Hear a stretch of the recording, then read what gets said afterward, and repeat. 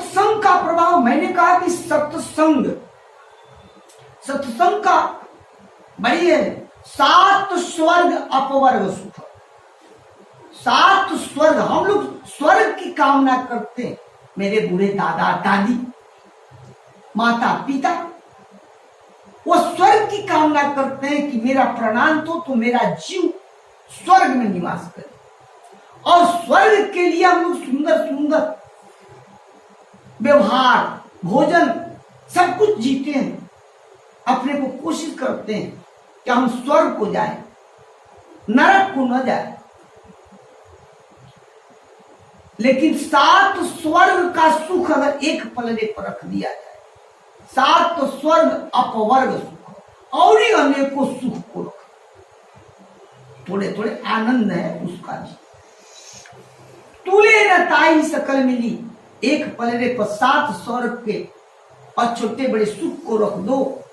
तूले न ताई सकल मिली, जो सुख लव सत्संग, वह सुख सत्संग से कम पड़ता है। सत्संग क्या है? पथ है। सत्संग क्या है? जीने की कला है। सत्संग क्या है? जो भीषण परिस्थिति जहां व्यक्ति का शून्य में पहुंच जाता है, वहां से उसे जो मार्ग दिखाई देते और वो सफलता प्राप्त, जो देने वाला भी पवित्र हो, क्योंकि श्रोता वक्ता ज्ञानी नहीं, दोनों ज्ञानी हो। ये नहीं कि गुरु जी खूब ज्ञानी है और शिष्य जो है नहीं, तो बस वही दृष्टांत होगा। आनर गुरु बहिर मांगे गुड़ दावर, कोई अस्तित्व नहीं। गुरु जी अगर अंधा हो जाए और शिष्य महाराज मिल जाए तो गुड़ की जगह पर ढेला जला देगा। अंधा गुरु जी देख नहीं पाएंगे, 12 सुन नहीं पाया, काटे दांत भी टूटा, स्वाद भी नहीं आया, मन फीका फीका हो गया, मन कलुषित हो गया, वाणी भी कर गई। गुरु ने उसे अनेकों अपशब्द कह दिए। तो ऐसा भी नहीं होना चाहिए। ज्ञान निधि, दोनों ज्ञान का, ये सत्संग का प्रभाव है। जब इतना होंगे तो वह ज्ञानी आदमी कैसा हो? तो हंस के सवाल। अनेकों मानव में वह मानव जब उसकी ज्ञान चक्षु आ जाती है तो वह हंस के समान। हंस क्या माने? संसार में भगवान ने सबको बनाया, सब चीज बनाया, लेकिन हमारे पास बुद्धि बनाया, हमारे पास ये सेंस बनाया, हमारे पास एक माइंड या विचार करने के लिए अनुचित उचित, तो अनुचित को छोड़ देना, उचित को अपनाना नहीं। और भगवान की सृष्टि में हमें खेलने का अधिकार ज्यादा नहीं है, अपनी आवश्यकता। फल वृक्ष उतना ही तोड़ना चाहिए जितना हमारे उदर को चाहिए। अधिक फल तोड़ के उसे गली गुच्चे में मत फेंको, अधिक टहनियों मत तोड़ो, परिंदे उस पर निवास करते। जीव जंतु को आवश्यकता से ज्यादा मत सताओ। ये सत्संग का प्रभाव। वाणी में शुद्धता आ जाए, कार्य में उसकी, व्यवहार में उसकी कुशलता आ जाए, ये सत्संग का है। तो सत्संग का प्रभाव कितना जल्दी मिलता है?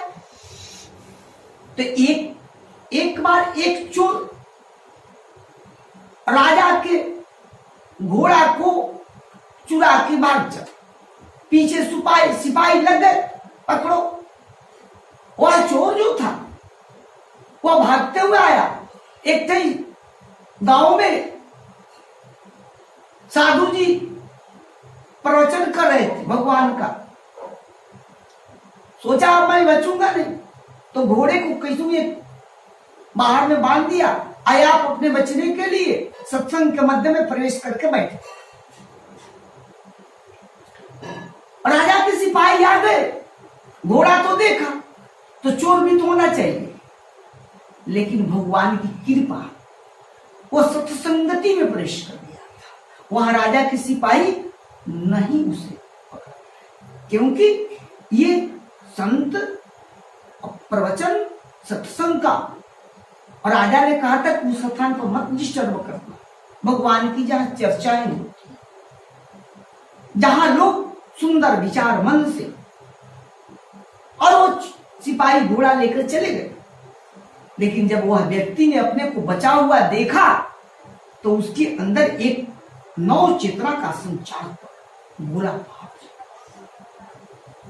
अगर ये सत्संग मध्य में नहीं पड़ा होता, यहां ये महाराज जी अगर सत्संग नहीं करते, अगर मैं इसमें, तो आज तो मेरी राजा के सिपाही पकड़े जाते, के द्वारा पकड़ा जाता और फिर मेरी फांसी हो जाती, यानी मेरी मृत्यु दंड होता।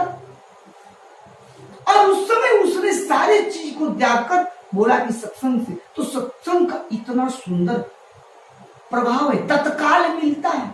अगर सुंदर हृदय से सत्संग का हम श्रवण कर, सुने, अंतर आत्मा में उतारे, फिर विचार से उसे, उसके तत्व को प्राप्त कर ले।